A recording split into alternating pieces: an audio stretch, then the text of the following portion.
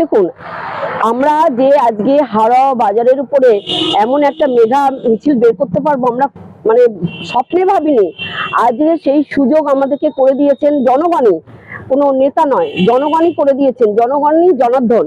সেই হিসাবে নারী পুরুষ সবাই একসাথে লড়াই করে আজকে এই মানে আনন্দটা আমরা পেয়েছি। সেই জায়গায় আমি বলবো সম্প্রীতিটা অবশ্যই দরকার। মানে আমাদের যে মানে আমাদের বলে সবকা সাথ সবকা বিকাশ সবকা বিশ্বাস। তো আমরা কিন্তু কোনো সাম্প্রদায়িক বলা হয়, কিন্তু আমরা কোনো সাম্প্রদায়িক দল নই, আমরা সম্প্রীতির দল। কারণ হিন্দু মুসলিম খ্রিস্টান জৈন বৌদ্ধ সবাই, আমি কি বুথে গিয়ে দেখেছিলাম কে আমাকে ভোট দিয়েছে কে দেয়নি? হয়তো যাকে আমি ভাবছি আমাকে ভোট দিয়েছে, আমার দলকে ভোট দিয়েছে, কিন্তু সে হয়তো দেয়নি। সেই জন্য আমি মনে করি সবাইকেই পাশে নিয়ে চলা উচিত, সবাইকে একসাথে নিয়ে চলা উচিত।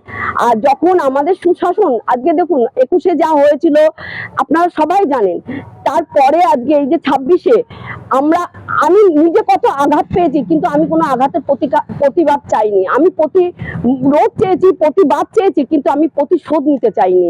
তাই আজকে আমি বলবো এই সম্প্রীতি অবশ্যই বজায় থাকা উচিত সর্বধর্ম নির্বিশেষে। কারণ একা কখনো পথ চলা যায় না, সুন্দর কাজ একা কখনো করা যায় না। তাই যারা এখনো আমাদের থেকে দূরে আছে, আমাদেরকে ভুল বুঝছেন, তারা বলবো সবাই আমাদের সঙ্গে আসুন। দেখুন না, সুন্দর পৃথিবী তৈরি করা যায় কিনা, সুন্দর রাজ্য তৈরি করা যায় কিনা। আজকে দেখতে আপনারা সবাই বুঝতে পারছেন একটা সুন্দর রাজ্য আমরা পেয়েছি। সামান্য কদিন হয়েছে, 9-8 মানে আজকে মানে 24-25 হবে। এই এতদিনের মধ্যে দেখুন আপনারা কতটা দুর্নীতির মানে সাক্ষী রয়েছেন আপনারা। এতদিন হয়তো ভয়তো বলতে পারেননি সবাই। আমি বলবো হিন্দু মুসলিম খ্রিস্টান জৈন বৌদ্ধ সবাই আবেগ বিবেক চেতনা সবার আছে। তাহলে সবাই একসাথে যদি আমরা ভালো কাজ করি, আমি মনে করবো আমাদের হাত শক্ত হবে। তাই জন্য বলবো সবাই একসাথে আসি, একসাথে চলি, একসাথে পথে হাঁটি, দেখবেন কোনো দ্বন্দ্ব বিবাদ থাকবে না। আর সব থেকে আমাদের যে আইডল মানে আমাদের যে প্রধানমন্ত্রী নরেন্দ্র মোদীজি, উনি বলেছেন সবকা সাথ সবকা বিকাশ সবকা বিশ্বাস। এর কথাটার কিন্তু কোনো অনর্থ হবে না। একটিবার আপনারা সবাই আমাদের সাথে পা মিলিয়ে চলুন। আমরা তো দেখুন কত কষ্ট পেয়েছি, আপনারা সবাই জানেন, হয়তো আমাকে কেউ চেনেন, যারা জানেন আমার কষ্টের সাক্ষী, কিন্তু আমি কিন্তু পিছন পা হইনি। আমি জানি একদিন সুফল পাবই। তাই সুফল আজকে এসেছে, আমরা সবাই ভোগ করব, আমি একা নই, আমরা সবাই মিলে এই সুফল ভোগ করব। দেখুন এই ব্যানারটা দেখে আর কিছু হয়তো বলার অবকাশ থাকে না আমার, কারণ এই ব্যানারটাই সম্প্রীতি বজায় রেখেছে। একদিকে নজরুল, একদিকে রবীন্দ্রনাথ, তারপর তো এটা রাজনীতি ব্যানার, রাজনীতির লোকেরা থাকবেন। কিন্তু তার আগে দেখুন নজরুল আর রবীন্দ্র, আমি ব্যানারটা দেখে আমি নিজে খুব মানে খুশি হয়েছি যে এত সুন্দর ব্যানারটা কারা বানালো। তাই আমি বলবো হাওড়াবাসীকে যে সম্প্রীতি হাওড়াবাসীরা রেখেছে, একদিকে মন্দির, আমাদের কিন্তু মানে কি বলবো, আমাদের যারা এখানকার হিন্দুরা আছে আমরা কিন্তু সবাই অনেকে মাজারে যাই, যে কোনো সমস্যায় আমরা তার কাছে যাই। আবার আমাদের মন্দির পাশে, সেখানে আমাদের অনেক মুসলিম ভাইরা আছে, সবাই কিন্তু একসাথে, তারাও নতুন জামা কাপড় পরে, আমরাও নতুন জামা কাপড় পরে একই সঙ্গে প্যান্ডেলে বসে আনন্দ করি। মানে আমরা সব মানে কি বলবো গান বাজনা করি। তাহলে আমাদের কোনো সম্প্রীতির অভাব নেই। যারা সম্প্রীতির দূরত্বটা বজায় রাখার চেষ্টা করছে, তারা তাদের ব্যক্তিগত স্বার্থের জন্য করছে। কিন্তু আমরা অতি সাধারণ মানুষ, আমরা চেয়েছি আমরা সবাইকে নিয়ে চলি। আমার কত মুসলিম বন্ধু আছে মানে বলে বোঝাতে পারবো না। আমার হিন্দু বন্ধুর থেকে মানে আমার মুসলিম বন্ধু বেশি আছে। আমরা গান বাজনা করতাম, নাটক যাত্রা করতাম, আমরা জানি আমাদের সম্প্রীতিটা কাকে বলে। আমরা ব্যবসাদার, আমরা জানি সম্প্রীতিটা কাকে বলে। একা কখনো পথ চলা যায় না, এটা অন্তত আমি বিশ্বাস করি। কারা করে যায় না, কিন্তু আমার দল বিশ্বাস করে, এটা আমি জানি। আপনার নাম? আমার নাম নীলিমা দে সরকার। হ্যাঁ, একজন একনিষ্ঠ কর্মী।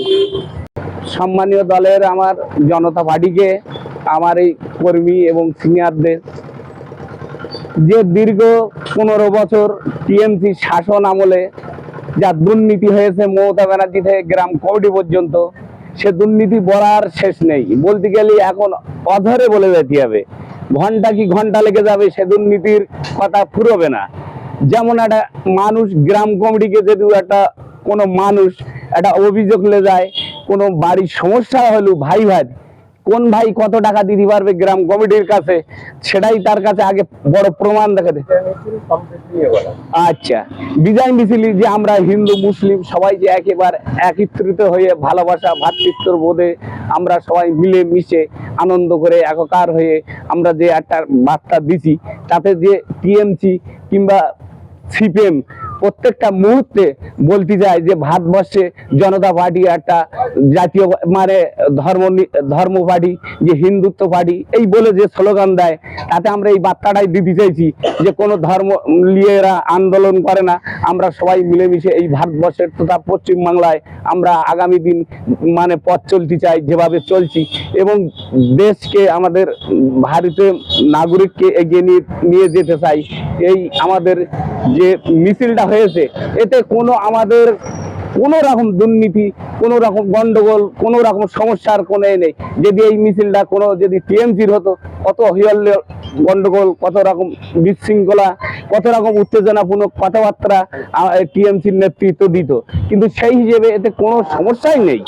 অথচ আমরা মানুষকে বেশি বেশি করে ভাবাই, যারা টিএমসির নেতৃত্ব আছে, মমতা ব্যানার্জি পর্যন্ত ভাবাই যে দেখো বিজেপি মানি পশ্চিমবাংলায় আসলে একটা ব্যাপক বিশৃঙ্খলা হবে, ব্যাপক একটা কিছু হবে, খুন খারাপি, রক্ত ঝরবে। কিন্তু সেই হিসেবে যদি টিএমসি এবার 26 বিধানসভায় যদি ক্ষমতায় আসতো, টোটাল পশ্চিমবাংলায় যা রক্ত ঝরতো সেই হিসেবে অন্তত 2 ফোঁটাও রক্ত ঝরেনি টোটাল পশ্চিমবাংলায়। এইটা আমাদের কাছে সব থেকে বড় বার্তা। এবং আমাদের আহাদের নেতৃত্বে যেমন জেনারাটি গল্পুরে 3খানা জিসিবি এনে রেখে দিয়েছিল, যারা টিএমসির বিরুদ্ধে মানে আন্দোলন করেছে, ভোট দিয়েছে, তাদেরকে ঘর বাড়ি ভেঙে বুলডোজার চালিয়ে মানে 14 মের পরে মানে তাদেরকে একদম উৎখাত করে দেবে। সেই হিসেবে বিজেপি কোনো কিছুই করেনি। বিজেপি যেভাবে মানুষকে বার্তাতেছে, আগামী দিন যে মুসলিমরা বিজেপিকে মানে ভয় পেত, যে বিজেপি মানে মুসলিমের কাছে একটা ব্যাপক ত্রাস, সেই ত্রাস থেকে মুসলিমরা আস্তে আস্তে বেরিয়ে আসতে যাচ্ছে। যে বিজেপি আসার পরে আমরা কোনো কিছুই, আমরা এই পর্যন্ত কোনো ক্ষতি, কোনো বিপদ, কোনো হুমকি, কোনো কিছুই পাইনি। অতএব টিএমসি যে পরিমাণ হুমকি এই মুসলিমরা উপরে দেখছিল টিএমসি লিডাররা, তথা আমি নাম করেই বলতেছি, আমাদের হারা পঞ্চায়েত প্রধান, এখন তিনি উপপ্রধান, তিনি একদম বুলডোজার সাজিয়ে রেখে দিয়েছিল গল্পুরে, তাও সাজানের বাড়ি, টিকিট সাজানের বাড়ি, 3টা বুলডোজার সাজিয়ে রেখে। যদি মানে টিএমসি এবার জিততো, জেতার পরে যারা মানে বিজেপির বিরুদ্ধে মানে টিএমসির বিরুদ্ধে যারা গেছে, তাদেরকে কি আইএসএফ, কি সিপিএম, কি বিজেপি, তাদের ঘর বাড়ি ভেঙে একদম চুরমার করে দেবে। কিন্তু আজকের বিজেপি আসার পরে কারো একটা না ঘর ভেঙেছে, কারো একটা দোকান লুট করেছে, না কারো দোকানে তালা মেরেছে, কারো একটা ঘেরি লুট করেছে, না কারো একটা গালে চড় মেরেছে। ইদানিং কালে আজ থেকে 2 বছর আগে আমার ভাই, হ্যাঁ, এটা মানুষের আবেগ, মানুষের আশ্বাস। আজকে তারা দীর্ঘ জয়ী হয়েছে, তাদের মনের আশা আকাঙ্ক্ষা সবকিছু দিয়ে আবেগে বেরিয়ে এসছে। তাদের মধ্যে যে এত ব্যথা যন্ত্রণা ছিল, শাসক দলের বিরুদ্ধে এত অভিযোগ ছিল, তার সত্ত্বেও আজকে ভারতীয় জনতা পার্টি ক্ষমতায় এসে মানুষ আবেগের সঙ্গে বেরিয়ে এসছে, জয়ের উৎসব পালন করছে। সমস্ত হারিয়াবাসীর উদ্দেশ্যে এটা বলবো, আজকের এই জয়টা শুধু আমাদের না, হারিয়াবাসী সর্বধর্ম নির্বিশেষে জয়, সর্বধর্ম নির্বিশেষে জয়। মাননীয় প্রধানমন্ত্রীর যে বার্তা, সবকা সাথ, সবকা বিকাশ, সবকা বিশ্বাস, সবকা প্রয়াস, সর্বধর্ম নির্বিশেষে সবাই একত্রিত ভাবে বিজেপির পতাকা হাতে নিয়ে সোনার বাংলার পথে এগিয়ে চলুন। শুনুন, এখানে সর্বধর্মের মানুষ বাস করে, কাঁধে কাঁধ মিলিয়ে বাস করে, সবাই সবার ব্যথা যন্ত্রণা আবেগ এবং মানে যে প্রত্যেকটা ধর্মের যে অনুষ্ঠান ভাগ করে নেয়, পরস্পরের সম্প্রীতি বজায় রাখে, সেই সম্প্রীতি বজায় রেখে সবাইকে সাথে নিয়ে ভারতীয় জনতা পার্টি সমস্ত কর্মীদের মধ্যে, সমস্ত কার্যকর্তাদের মধ্যে এই বার্তা ছড়িয়ে দেয় যে আমাদের একটাই লক্ষ্য, সেটা হচ্ছে সোনার বাংলা করা, যেখানে কাটমানি থাকবে না, যেখানে তোলাবাজি থাকবে না, যেখানে দখলদারি থাকবে না।